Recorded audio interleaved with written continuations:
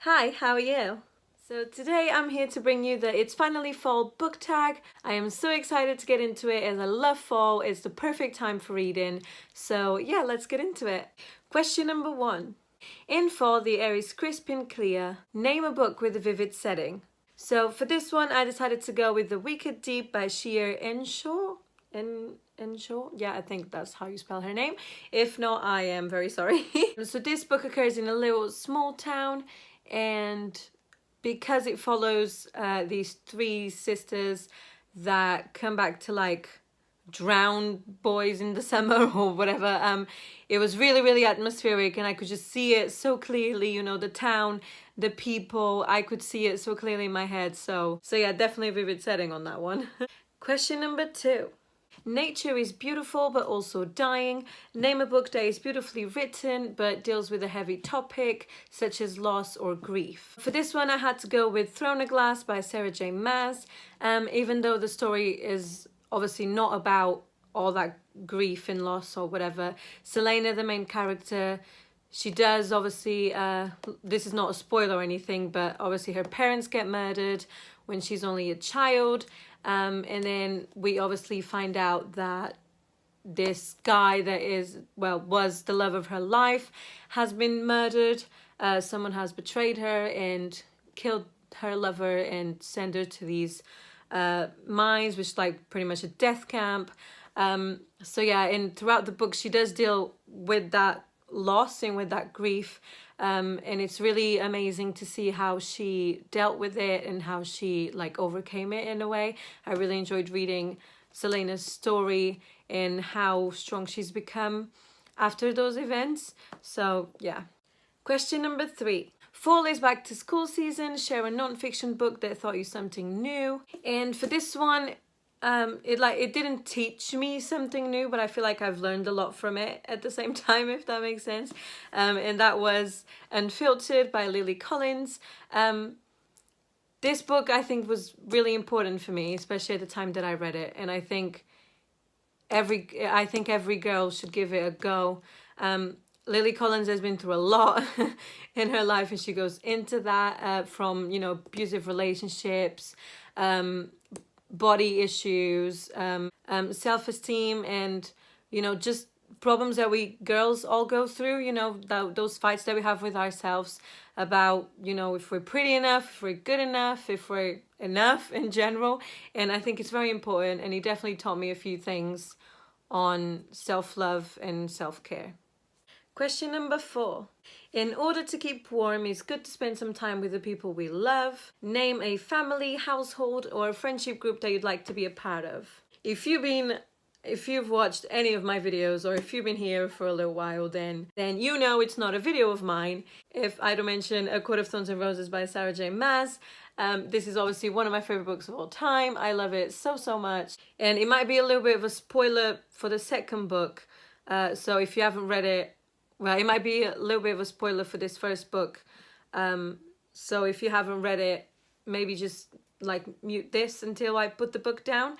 But yeah, so pretty much the inner circle that we meet, well, we meet them in this book, but then follow them more in the second book. I feel like their friendship is just amazing, and it's all about the family that you choose, not the family that you were born in. And I'm all about that. I love that aspect, because even though family is very important, I feel like sometimes it can be hard, and not everyone is in good terms with their blood family or loves their blood family that much. And the fact that you can just create your own family, like, and have these people that are always there for you and always have your back no matter what, I feel like that's really important.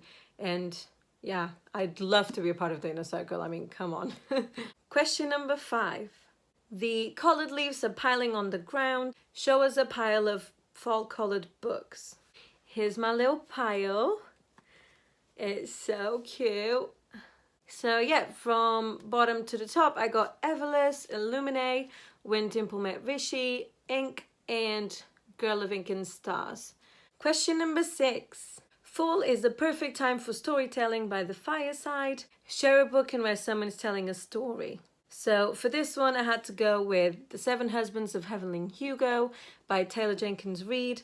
I read this book just literally a few days ago, and oh my god, can we just take a moment to appreciate this book? This was by far the best, probably like adult standalone book I've ever read in my life. I love it so much. I actually listened to it on audiobook, so I do intend to go back and read it so I can annotate it and write all my feelings and thoughts and stuff in it. But yeah, so obviously in this book, we follow the story of Evelyn Hugo as she is telling it to this journalist to write her biography after she dies. So yeah, like I said, it was absolutely amazing and I love it so much. If you haven't yet, please read this book, like now. Question number 7. The nights are getting darker. Share a dark, creepy read. So this one was a bit hard for me because I don't really read many like, you know, dark, creepy like books or stuff. I did read City of Ghosts by V.E. Schwab this month and I really enjoyed it. It was a really good book and it was definitely like a bit creepy at some points. And this one follows our main character Cassidy. I believe she's like 13 or something like that, but anyway, she's very young and she had a near death experience, so now she can like pull the veil between the worlds and obviously go into the ghosts, like ghost side or ghost realm, whatever, and things don't always go that well when you're dealing with ghosts. So yeah, definitely creepy, definitely a bit dark, if I don't know if you'd say so, but yeah, I really enjoyed it. Really good book. So yeah. Question number 8. The days are getting colder. Name a short, heartwarming read that could warm up anybody's cold, rainy day. So for this one, I got Geekerella by Ashley Poston. This book is obviously very short. It's very quick paced. Like I read this in like a couple of hours. And it's so cute. It's so like heartwarming. If you don't know, it's obviously a Cinderella retelling, but with a geek twist to it. It's got some obviously fandom elements to it, and obviously we're all here, we all got our own fandoms and stuff, so it's very relatable, and it was just like very cute, very fluffy, and a very fast-paced read, so definitely recommend this one. Question number 9. So fall returns every year. Name an old favourite that you'd like to return to soon. So for this one, I'm going to go with Twilight by Stephanie Meyer. I read these books like years ago, and I absolutely love them. I obviously love the films as well. I know there's a lot of problems with it, like don't even get me started, but I absolutely love these series. And I would like to reread the series soon because there's a lot of things that I forgot that happened in the books, even though I've watched the films loads of times. Obviously the books are much different, so I would like to go back to them, which I might actually do soon because I believe there's a readathon like happening soon for these series, so I must take part in that. So yeah. Question number 10. Fall is a perfect time for cozy reading nights. Share your favorite cozy reading accessories. So the first thing that obviously we all need if we're reading in a fall cozy night is obviously a blanket. Now I love this blanket. It's so soft. It's very long as well, so I can literally wrap my whole body in it. And I love it so much. I love wrapping myself in this and look like a burrito while I'm reading, but you know. And then I also almost all the time get like a hot beverage, if it's like either tea or coffee or hot chocolate, whatever it is, just something hot that I can be drinking while I read. I'm up for it.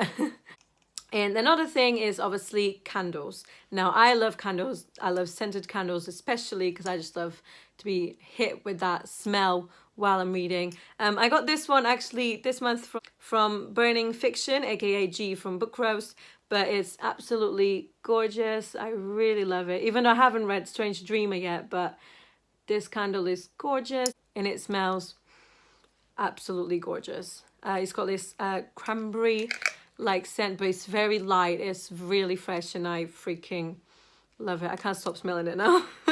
I'll be here all day like just smelling the freaking candle, but Oh, it's amazing, guys. Oh. And then question number 11 is spread the autumn appreciation and tag some people. Now, I think most people have done this tag already. I'm a bit late on doing this. Also, I completely forgot to mention, but I was tagged by Mary over at With Cinnamon Please to do this tag. So thank you so much, Mary, for tagging me. And yeah, I think most people have done this tag already. So if you've not done it, if you'd like to do it, I tagged you, you're tagged, go do this tag. It's freaking amazing.